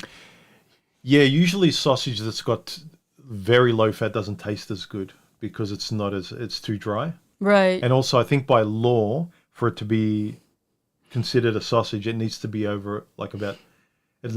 least over 40 to 50% fat content. Otherwise, it's classified as a meat and not a sausage. Rocket is hungry. I'm hungry too. I haven't eaten yet. And I'm back on my diet today, so I'm going to have some boiled eggs. And after that, I'm going to go to the gym. Can you wait till later? Because my car's being serviced now. Yeah, of course. It should be ready at about 4:30. Is that too late? No, that's fine. Then I'll continue doing Serbian until then. All right, guys, we're going to wrap it up. Did we talk about change enough? Or did we talk about food most of the time? We got that question a few times, like here. So is change possible? You know, some things you will never ever be able to change how I feel about with food. food, yeah. Never ever. And I would never change that for someone either. Yeah, but once you did it, then they wouldn't crave it anymore. They wouldn't feel bad about it. Yeah, okay, look, if in some alternate universe... Well, say for instance, right, guys, like we want women, we desire women and all these problems we have, and you say to someone, well, I'm going to cut your desire for women. And a lot of guys are like, it feels good. But once you do it, then you'll be like, nah, cool. Once you have it done to you, then you'll be fine. No, but I mean, like, if you only ate, like, vegan whole foods or whatever, you were one of those people, right? And you would want me to give up food and join you in that, I would not do that. Yeah, okay. No. Oh, deer meat. I don't eat deer. There's some animals I don't eat. That's like creepy. If it's cute, you won't eat it. Cute, but also I think if it's not like normal. But I'm aware that this is super hypocritical. Yeah, you don't like veal, but you'll eat the adult version. I eat cow, but not veal. Yeah, but that's just because when I used to be vegan, I've seen like many videos and stuff, and there are just a few things that have stuck in my head. Yep. Bean soup is amazing. Yeah, in Holland we also have really good. Get her a Big Mac. I can't. I have to wait, guys. I have to wait until you know what? When I hit my next goal, I just hit 67. Now I'm going for 66. Okay. When I hit it, I'm gonna have my next meal, and then I might take a picture and put it up on YouTube. Yep. When you hit it, I'll hit you. Well, sexually, or yeah, not physically. No, why would I? You're cheating. Yeah. Bad. All right. I want to eat a panda. Not sure why, but I'm going to change the oil in my deep fryer. Oh man, yes. Yeah, but I'm okay. I can wait a week or however long it takes, and then I can have something else. Korean bulgogi. Eat a Big Mac concert. I told you we should do Big Mac on screen. Really? Like a mukbang. And during our stream, that would be fun, wouldn't it, guys? Isn't that rude? Like you're talking. It's fun. But it's rude. Like when I see people online eating while they're talking, I find it rude. If you're just going to not talk and eat, maybe. But one of us needs... Yeah, but you're not going to be like with your mouth full and then talking. Like you'll be talking, then I'll take a bite and I'll eat. And then you're not going to be like... Whoa, whoa, whoa. Maybe it's because I don't have the same relationship with food that you do. I don't get hungry. I love it. I get what's the thing? Attracted to, like I want to eat. I get excited by food when my taste buds feel like eating, but I don't actually get hunger. You are like a human Ozempic. What's an Ozempic? Ozempic is that new thing you squirt it in you, and then it blunts your hunger. Because he doesn't get like physically hungry. No. If I had that, I would always be thin. I always get visually, and the idea of food excites me. Unless I'm full, unless I've just eaten. But I get excited by food. So, for instance, I'm not hungry. I'm not thinking about food. I don't want food. And then she has something. It's like, oh, I want to join her. Yeah. I want to have fun with food. So, anyway.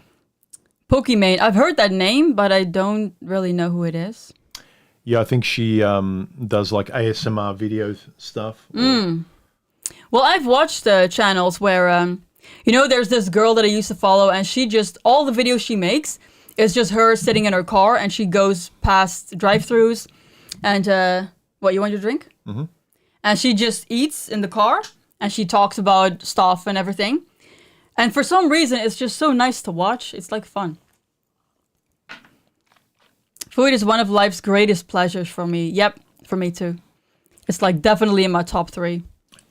Yeah. You should do a cook stream. Fuck that. Who's gonna cook? I'm not gonna cook. You're a simple person, babe. I'm not one of those people that... I cook very simply, but we always eat the same meals also. Yep. So that's boring. Would you want to see a cook stream? That amazes me when I met you, because you really love food, but you don't care about... If I loved food like you, I would be into making it, and... I'm too impatient for that. I just care about the eating part, not the cooking part. Kari just sent me an image. Ooh. Is that like soup in a bun? Yeah, it's soup, like a goulash or a bean soup in a big piece of bread. That's awesome. How are you going to eat the bread, though? That would be awesome, because you finish the soup and then all the bread is coated in the... Yeah. That's nice. That's really good. Yep. You like red wine, Karu? If we ever come to your neck of the woods, Karu, we're going to have soup. And see, onions as well. That's awesome. Yes, exactly how I like my soup. Do you like red wine? Nah. I've never liked red wine. I like white wine. I like dessert wine. That's about as much as I like wine. Half the time we eat because we're bored. Yeah, that's true. I love food only if someone else cooks it. You're a good cook, though, Kara. I suppose he doesn't like cooking, but he cooks pretty well. Yeah. What's the best thing I cook?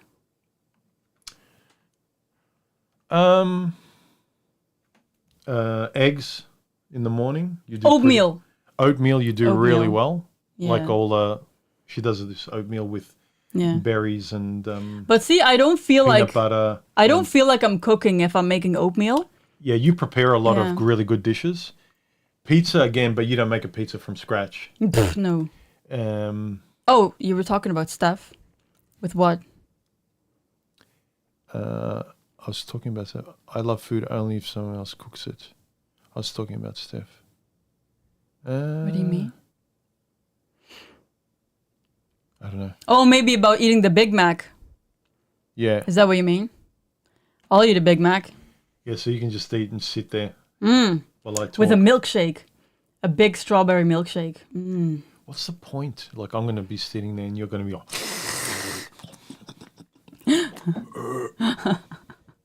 Anyway. I think let's finish. We're going to, nearly an hour, 2 hours now. Come on. Oh, wow. Because we got sidetracked with food. Yeah. We should do a stream just about food. All right. She only loves eating the food. She won't cook. Well, I do cook, but I cook like very simply. I cook very simple meals. Yeah. I made a Dutch apple pie. Ooh, yummy. Then ate half of it and had to take a nap. I like the Danish, what are they? Those Danish pies from Aldi. Yeah, the freezer ones. Yeah, they've got